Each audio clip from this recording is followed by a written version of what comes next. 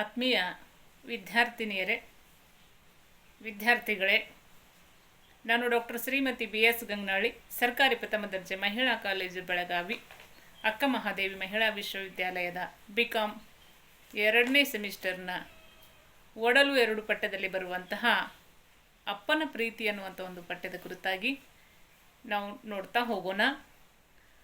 ಹಿಂದಿನ ತರಗತಿಯಲ್ಲಿ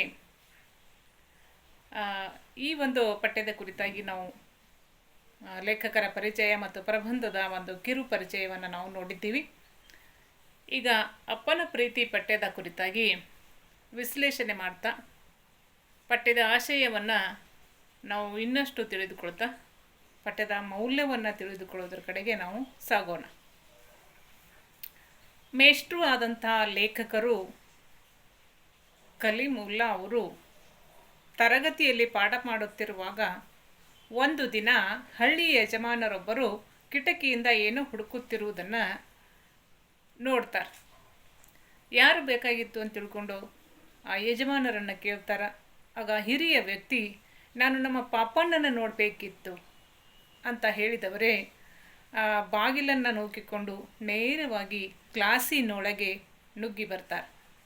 ದಿಢೀರಂತ ಬಂದ ವ್ಯಕ್ತಿಯ ಕಂಡು ಈ ದಿಢೀರ್ ಪ್ರಕ್ರಿಯೆಗೆ ಯಥಾ ಪ್ರಕಾರ ಆ ಕ್ಲಾಸಿನಲ್ಲಿರುವಂಥ ಹುಡುಗರೆಲ್ಲ ಹೋ ಎಂದು ಜೋರಾಗಿ ನಗಲಿಕ್ಕೆ ಶುರು ಮಾಡ್ತಾರೆ. ಅವರಿಗೆ ತುಂಬ ಕೋಪ ಬಂದು ಕ್ಲಾಸ್ನಲ್ಲಿದ್ದಂಥ ಎಲ್ಲ ಮಕ್ಕಳಿಗೆ, ವಿದ್ಯಾರ್ಥಿಗಳಿಗೆ ಅಂತ ತಿಳ್ಕೊಂಡು ಜೋರಾಗಿ ಮೇಷ್ಟ್ರು ಗದರಿಸ್ತಾರೆ. ಮೇಷ್ಟ್ರು ಸಿಟ್ಟಾಗಿರುವುದನ್ನು ಗಮನಿಸಿದಂಥ ಮಕ್ಕಳು ಗಪ್ ಚುಪ್ ಕುಳಿತು ಬಿಡ್ತಾರೆ. ಮಕ್ಕಳ ಈ ತುಂಟಾಟವನ್ನು ಕಂಡಂಥ ಯಜಮಾನ ವ್ಯಕ್ತಿ ಗಲಿಬಿಲಿಗೊಂಡು ಬಿಡ್ತಾರೆ. ತನ್ನ ಮಗ ಪಾಪಣ್ಣನನ್ನು ನೋಡಲು ಬಂದಂಥ ಅವರ ಕೈಯಲ್ಲಿ 2 ಬ್ಯಾಗ್ಗಳಿರ್ತಾವೆ. ಆ ಬ್ಯಾಗಿನ ತುಂಬೆಲ್ಲ ತಿನಿಸುಗಳು ತುಂಬಿಕೊಂಡಿರ್ತಾವೆ. ಇನ್ನೊಂದು ಒಂದು ಬಗಲಲ್ಲಿ ಒಂದು ಕಾಜಿನ ಬಾಟಲನ್ನು ಹಾಕ್ಕೊಂಡಿರ್ತಾರೆ. ಹಳದಿ ಕಾಸಿದ ತುಪ್ಪದ ಬಾಟಲಿ ಬಗಲಿಗೆ ಇಳಿದು ಬಿದ್ದಿರ್ತದೆ. ಹೊಲದ ಕೆಲಸ ಮುಗಿಸಿ ನೇರವಾಗಿ ಬಸ್ ಹಿಡಿದು ಬಂದ ಕಾರಣವಾಗಿ ಅವರ ಬಟ್ಟೆಗಳೆಲ್ಲ ಮಣ್ಣಾಗಿರ್ತಾವೆ. ಮೇಷ್ಟ್ರು ಕೇಳುತ್ತಿದ್ದಂಥ ಪ್ರಶ್ನೆಗಳಿಗೆ ಅವರು ಉತ್ತರಿಸುವುದೇ ಇಲ್ಲ. ಆ ಒಂದು ಸಂದರ್ಭದಲ್ಲಿ ಅವರು ತನ್ನ ಪಾಪಣ್ಣನನ್ನು ಹುಡುಕುವುದರಲ್ಲಿಯೇ ತಲ್ಲೀನರಾಗಿರ್ತಾರೆ. ಅತ್ತ ಇತ್ತ ಪಾಪಣ್ಣನ ಹುಡುಕ್ತಾನೇ ಇರ್ತಾರೆ.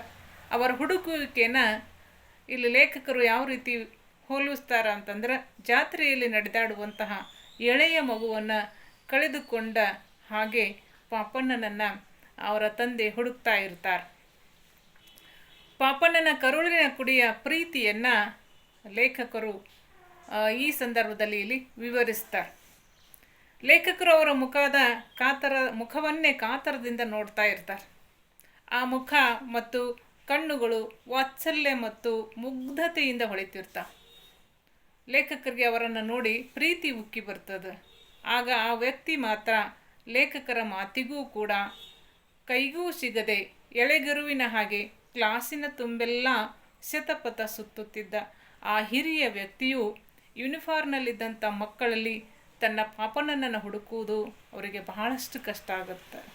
ಅವಾಗ ಹೇಳ್ತಾರೆ, ಎಲ್ಲ ಮಕ್ಕಳು ಒಂದೇ ಥರ ಅದಾವ ಅನ್ನುವಂಥ ಒಂದು ರೀತಿ ಒಳಗೆ ಮೇಷ್ಟ್ರಿಗೆ ಹೇಳ್ತಾರೆ.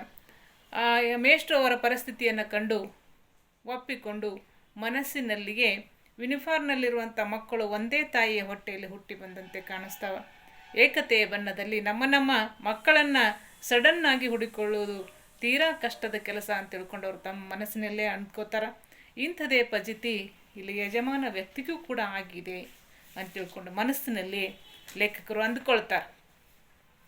ಮೇಷ್ಟ್ರು ಅಂದ್ಕೊಳ್ತಾರೆ, ಪಾಪಣ್ಣನ ತಂದೆ ಫಜಿತಿಗೆ ಬಿದ್ದವರ ಹಾಗೆ ಎಲ್ಲ ನೋಡೋಕ್ಕೆ ಒಂದೇ ಥರ ಅದಾವೆ ಸ್ವಾಮಿ, ಏನೂ ತಿಳಿಯಂಗಿಲ್ಲ ಅಂತ ತಿಳ್ಕೊಂಡು ಹೇಳಿ ಹುಡುಕಿ ಸುಸ್ತಾಗಿ ಯಜಮಾನ ವ್ಯಕ್ತಿ ಇವರ ಬಳಿ ಬಂದು ನಿಂತ್ಕೊಳ್ತಾರೆ.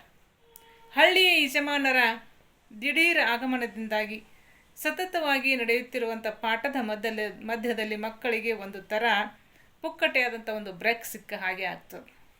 ಮಕ್ಕಳು ತಮ್ಮಲ್ಲೇ ಪಿಸಿ ಅಂತ ತಿಳ್ಕೊಂಡು ಮಾತನಾಡ್ತಾವೆ. ಮೇಷ್ಟ್ರು ಮತ್ತೊಮ್ಮೆ ಅವರನ್ನು ಗದರಿಸ್ತಾರೆ. ನಡೆದ ಈ ಘಟನೆಯನ್ನು ಸಂಪೂರ್ಣವಾಗಿ ಲೇಖಕರು ಇಲ್ಲಿ ಕ್ಲಾಸಿನಲ್ಲಿ ತರಗತಿಯಲ್ಲಿ ನಡೆಯುತ್ತಿರುವಂಥ ಈ ಘಟನೆಯನ್ನು ಸಂಪೂರ್ಣವಾಗಿ ನಮ್ಮ ಕಣ್ಮುಂದೆ ತಂದು ನಿಲ್ಲಿಸುವ ಹಾಗೆ ಇಲ್ಲಿ ವಿವರಿಸ್ತಾ ನಿರೂಪಿಸ್ತಾ ಹೋಗ್ತಾರೆ. ಮೇಷ್ಟ್ರು ತಾವು ವಿದ್ಯಾರ್ಥಿಯಾಗಿದ್ದಾಗ ಇಂಥದೇ ಆದ ಘಟನೆ ನಡೆದುದರ ಬಗ್ಗೆ ನೆನೆದುಕೊಳ್ತಾರೆ. ತಮ್ಮ ಅಪ್ಪ ಇವರನ್ನು ಹುಡುಕಿಕೊಂಡು ಕಾಲೇಜಿಗೆ ಬಂದಿರ್ತಾರೆ. ಅವರು ಓದುತ್ತಿದ್ದಂಥ ಕಾಲೇಜು ಪ್ರತಿಷ್ಠಿತ ಕಾಲೇಜು ಆಗ ಆಗಿರ್ತದೆ. ಅಲ್ಲಿನ ತಮ್ಮ ಊರಿಗೆ ಹುಡುಗಿಯರೆಲ್ಲ ಒಮ್ಮೆಲೆ ಇವರ ತಂದೆಯನ್ನು ನೋಡಿ ಗೊಳ್ಳು ಅಂತ ತಿಳ್ಕೊಂಡು ನಗ್ತಾರೆ. ಆವಾಗ ಇವರಿಗೂ ಕೂಡ ಅವಮಾನ ಆಗ್ತದೆ.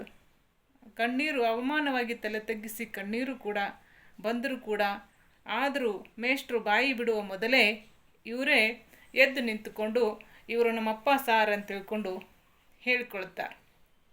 ಬಹಳಷ್ಟು ಜನ ಇವರ ಅಪ್ಪನನ್ನು ನೋಡಿ ಮುಖ ಕಿವಿಚಿಕೊಂಡು ಇವರು ಲಕ್ಷ್ಯ ಕೊಡದೆ, ಮುಖ ಕಿವಿಚಿಕೊಂಡ್ರೂ ಕೂಡ ಇವರು ಲಕ್ಷ್ಯ ಕೊಡಂಗಿಲ್ಲ. ಅಪ್ಪನನ್ನು ಕಾಲೇಜಿನಿಂದ ಕರೆದುಕೊಂಡು ಹೋಗಿ ಕಾಲೇಜು ಮುಂದಿರುವಂಥ ಒಂದು ಮರದ ನೆರಳಿನ ಕಟ್ಟೆಯ ಮೇಲೆ ಕೂಡ್ರಿಸಿ ಬರ್ತಾರಂತ. ಇದರಿಂದ ಅವರ ಅಪ್ಪನಿಗೆ ಬಹಳ ಮುಜುಗರವೆನಿಸ್ತದೆ. ನೋಡಬೇಕು ಅನ್ನಿಸ್ತು, ನೆಂಪಾಗಿ ಹೆಂಗಿದ್ನೋ ಹಾಗೆ ಬಂದುಬಿಟ್ಟೆ, ನಾವೆಲ್ಲ ಹಂಗೆ ಹೇಳ್ದೆ ಕೇಳದೆ ಬರಬಾರ್ದಿತ್ತೇನೋ ಅಂತ ತಿಳ್ಕೊಂಡು ತುಂಬ ಸಂಕೋಚದಿಂದ ಕೊರಗಿನಿಂದ ತಮ್ಮ ಮಗನ ಮುಂದೆ ತಮ್ಮ ಆಳಲನ್ನು ಈ ರೀತಿ ದಿಢೀರ್ನೆ ಬಂದಿರುವುದನ್ನು ಒಂದು ರೀತಿ ಸಂಕೋಚತೆಯಿಂದ ಇಲ್ಲಿ ಹೇಳ್ಕೋತಾರೆ. ಅವಾಗ ಅವ್ರು ಹೇಳ್ತಾರೆ, ಹಾಗೇನಿಲ್ಲ, ಯಾವಾಗ ಬೇಕಾದರೂ ಬರ್ಬೋದು, ಅಪ್ಪನಾಗಿ ನೀ ಬರೋದು ಅದು ನಿನ್ನ ಹಕ್ಕು ಅಂತ ತಿಳ್ಕೊಂಡು ಇಲ್ಲಿ ಮೇಷ್ಟ್ರು ತಮ್ಮ ತಂದೆಗೆ ಆಗಿನ ಸಂದರ್ಭದಲ್ಲಿ ಹೇಳಿರ್ತಾರೆ. ಅವರ ಅಪ್ಪನಿಗೆ ಬಹಳಷ್ಟು ಖುಷಿ ಆಗುತ್ತೆ. ಅಭಿಮಾನದಿಂದ ಬೀಗ್ತಾರೆ. 4 ಬೀಡಿ ಹಚ್ಚಿ ಬುರು ಅಂತ ತಿಳ್ಕೊಂಡು ಎಳೆದೇ ಬಿಡ್ತಾರೆ. ಆ ಘಟನೆ ನೆನಪಾಗಿ ಯಜಮಾನ ರೂಪದಲ್ಲಿರುವಂತಹ ಸತ್ತ ಅಪ್ಪನೇ ಮತ್ತೆ ಬಂದು ನಿಂತಂತೆ ಅಪ್ಪನನ್ನು ನೋಡಿದಾಗ ಅಲ್ಲಿ ಮೇಷ್ಟ್ರಿಗೆ ಅನಿಸುತ್ತೆ, ತಮ್ಮ ತಂದೆನೇ ಅಪ್ಪನ ರೂಪದಲ್ಲಿ ಬಂದಿರುವನೋ ಏನೋ ಅಂತ ಒಂದು ರೀತಿಯೊಳಗೆ ಆ ರೀತಿಯಾಗಿ ಕಲ್ಪಿಸಿಕೊಳ್ಳುತ್ತಾರೆ. ಲೇಖಕರು ಈ ಲೇಖನದಲ್ಲಿ ಹಳೆಯ ಕಾಲದ ಜೀವನ ಶೈಲಿ, ಸಂಬಂಧಗಳ ಬೆಲೆ, ಕಳ್ಳುಬಳ್ಳಿ, ಹಿರಿಯರು ಮಕ್ಕಳ ಮೇಲೆ ಇಟ್ಟಿರುವಂಥ ಒಂದು ಭರವಸೆ, ಇವುಗಳ ಜೊತೆಗೆ ಆಧುನಿಕ ಜೀವನ ವಿಧಾನ, ಸಂಬಂಧಗಳು, ಲೆಕ್ಕಕ್ಕಿಲ್ಲದಂಥ ಸಂಬಂಧಗಳಿಗೆ ಬೆಲೆಯಿಲ್ಲದ ಪರಿಸ್ಥಿತಿ, ಹೆತ್ತ ಕರುಳನ್ನೇ ಕತ್ತರಿಸಿ ಹಾಕಿದ್ದು, ಹಿರಿಯರು ಮಕ್ಕಳ ಮೇಲಿಟ್ಟಂಥ ಒಂದು ಹುಸಿ ಭರವಸೆ, ಇವುಗಳನ್ನು ಒಂದಕ್ಕೊಂದು ಮುಖಾಮುಖಿಗೊಳಿಸಿ ಪ್ರಸ್ತುತ ಎಂಥ ವಿಷಾದಕರವಾದಂಥ ಒಂದು ಸಂಗತಿಯಾಗಿದೆ ಅನ್ನುವಂಥ ಒಂದು ಪ್ರಶ್ನೆಯನ್ನು ಕೂಡ ಮಾಡ್ಕೋತಾರೆ. ತಮ್ಮ ಕಾಲಕ್ಕೂ ಕೂಡ ಇಂದಿನ ಕಾಲಕ್ಕೂ ಕೂಡ ಎಂಥ ಒಂದು ವ್ಯತ್ಯಾಸ ಉಂಟಾಗಿದೆ, ಅಜಗಜಾಂತರವಿರುವಂಥ ಒಂದು ಅಂತರವಿರುವುದನ್ನು ಈ ಲೇಖನದಲ್ಲಿ ವಿವರಿಸ್ತಾ ಹೋಗ್ತಾರೆ. ಈ ಪ್ರಬಂಧದಲ್ಲಿ ಲೇಖಕರು ವಿವರಿಸ್ತಾ ಹೋಗ್ತಾರೆ. ಶಿಕ್ಷಣಕ್ಕೆ ಮೊದಲು ಸಂಸ್ಕೃತಿ ಕಲಿಯುವುದು ಬಹಳಷ್ಟು ಮುಖ್ಯವಾಗಿ ಇಲ್ಲಿ ನಿಲ್ತದೆ. ಶಿಕ್ಷಣ ವ್ಯಕ್ತಿಯ ವ್ಯಕ್ತಿತ್ವವನ್ನು ಎತ್ತರದ ಮಟ್ಟಕ್ಕೆ ಒಯ್ತದೆ. ಆಡಂಬರದ ಜೀವನ, ಆಧುನಿಕತೆಯ ಸವಲತ್ತು ಮಕ್ಕಳನ್ನು ಒಣ ಪ್ರತಿಷ್ಠೆ, ಜಂಬ, ದುರಾಶೆ ಹೆಚ್ಚಿದ ಹಾಗೆಲ್ಲ ಬದುಕು ಅರ್ಥಹೀನವೆನಿಸುವಂತಿದೆ. ಇವತ್ತಿನ ಸಂದರ್ಭದಲ್ಲಿ ಬದುಕು ಅರ್ಥಹೀನವೆನಿಸಿದೆ. ಸಂಸ್ಕಾರವಿಲ್ಲದ ಜೀವನ ಸ್ವಾದವಿಲ್ಲದಂತಿದೆ ಇವತ್ತು. ಅದರಲ್ಲಿನ ಒಳ ಅಂಶಗಳನ್ನು ನಾವು ತಿಳಿದುಕೊಳ್ತೇವೆ. ಅತ್ಯಂತ ಸರಳವಾದಂಥ ಒಂದು ಶೈಲಿ, ಕಥನ ಶೈಲಿ ಇಲ್ಲಿ ಲೇಖಕರಿಗೆ ಒಗ್ಗಿದೆ ಅಂತ ನಾವಿಲ್ಲಿ ಹೇಳ್ಬೋದು. ಪಾಠ ಬೋಧನೆಯ ಅನುಭವದೊಂದಿಗೆ ಜೀವನದ ಕಥನಗಳನ್ನು ಅನುಭವ ಕಥನಗಳನ್ನಾಗಿ ಈ ಪ್ರಬಂಧದಲ್ಲಿ ಲೇಖಕರು ಬಹಳಷ್ಟು ಪರಿಣಾಮಕಾರಿಯಾಗಿ ಇಲ್ಲಿ ನಿರೂಪಿಸ್ತಾ ಹೋಗ್ತಾರೆ. ಸಮಾಜದ ಒಂದು ಮಗು ಹೇಗೆ ಬೆಳೆಯಬೇಕು, ಎಂಥ ಬದುಕನ್ನು ಕಟ್ಟಿಕೊಳ್ಳಬೇಕು, ಹೇಗೆ ಮಾದರಿಯಾಗಿ ಉಳಿಯಬೇಕು ಎನ್ನುವುದನ್ನು ಇಲ್ಲಿ ಈ ಒಂದು ಪ್ರಬಂಧದಲ್ಲಿ ಲೇಖಕರು ತಿಳಿಸಿಕೊಟ್ಟಿದ್ದಾರೆ. ಬದುಕಿಗೆ ಹತ್ತಿರವಾದಂಥ ಪಠ್ಯ ಇದಾಗಿದ್ದು, ಸದ್ಯದ ಪರಿಸ್ಥಿತಿಯನ್ನು ಸುಧಾರಿಸಿಕೊಂಡರೆ ಒಳಿತನ್ನು ಕಾಣಲಿಕ್ಕೆ ಸಾಧ್ಯ. ಮನುಷ್ಯ ತನ್ನಲ್ಲಿನ ತಪ್ಪು ದೌರ್ಬಲ್ಯಗಳನ್ನು ಯಾವತ್ತೂ ಕೂಡ ಮುಚ್ಚಿಟ್ಟುಕೊಳ್ಳಬಾರದು. ತನ್ನ ತಪ್ಪನ್ನು ಒಪ್ಪಿಕೊಳ್ಳಬೇಕು, ತಪ್ಪುಗಳನ್ನು ಸಮರ್ಥಿಸಿಕೊಳ್ಳಬಾರದು. ಅದಕ್ಕಾಗಿ ಸಮರ್ಥಿಸಿಕೊಳ್ಳಲು ಕೊಡಬಾರದು, ಬದಲಾಗಿ ತಿದ್ದಿಕೊಂಡು ನಡೆದರೆ ವ್ಯಕ್ತಿ, ಸಮಾಜ ಎರಡಕ್ಕೂ ಕೂಡ ಒಳಿತು ಅನ್ನುವಂಥ ಒಂದು ಸಂದೇಶವನ್ನು ನಾವಿಲ್ಲಿ ನೋಡ್ತೀವಿ. ಆಮೇಲೆ ಸಂಸ್ಕಾರಯುತವಾದಂಥ ಒಂದು ಜೀವನವನ್ನು ನಾವು ಯುವ ಜನತೆ ಸಂಸ್ಕಾರಯುತವಾದಂಥ ಒಂದು ಬದುಕಿನ ಕಡೆಗೆ ಸಾಗಬೇಕಾಗಿದೆ. ಹಿರಿಯರನ್ನು ಗೌರವಿಸುವುದರ ಕಡೆಗೆ ಸಾಗಬೇಕಾಗಿದೆ. ಇಂಥ ಒಂದು ಮೌಲ್ಯಗಳನ್ನು ಜೀವನದಲ್ಲಿ ಅಳವಡಿಸಿಕೊಂಡಾಗ ನಿಜಕ್ಕೂ ಇವತ್ತಿನ ಯುವ ಜನತೆ ಶಿಕ್ಷಣ ಪಡೆದದ್ದಕ್ಕೂ ಕೂಡ ಸಾರ್ಥಕ ಆಗ್ತಿದೆ ಅನ್ನುವಂಥ ಒಂದು ವಿಚಾರಗಳನ್ನು ನಾವು ಈ ಪಠ್ಯದ ಮೂಲಕ ತಿಳ್ಕೊತೀವಿ. ಇಷ್ಟು ಈ ಪಠ್ಯದ ಕುರಿತಾಗಿ ನಾವು ಈ ಒಂದು 21ನೇ ಸೆಷನ್ದಲ್ಲಿ ನಾವು ನೋಡ್ತೀವಿ. ಈ ಸೆಷನ್ನಿಗೆ ಸಂಬಂಧಪಟ್ಟ ಹಾಗೆ ಅಧ್ಯಯನ ಸಾಮಗ್ರಿ ಕೊಡಲಾಗಿದೆ, ಬಹು ಆಯ್ಕೆ ಪ್ರಶ್ನೆಗಳನ್ನು ಕೊಡಲಾಗಿದೆ. ಅಧ್ಯಯನಕ್ಕೆ ಈ ಒಂದು ಸೆಷನ್ಗೆ ಸಂಬಂಧಪಟ್ಟ ಹಾಗೆ ಆಕಾರ ಸೂಚಿಗಳನ್ನು ಕೂಡ ಸೂಚಿಸಲಾಗಿದೆ.